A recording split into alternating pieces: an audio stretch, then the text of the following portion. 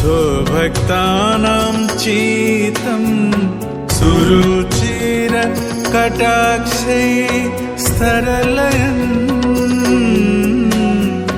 रथस्थः श्रीनाथो वितरतु मोदम् चक्रनयन चक्रनयन चक्रनयन।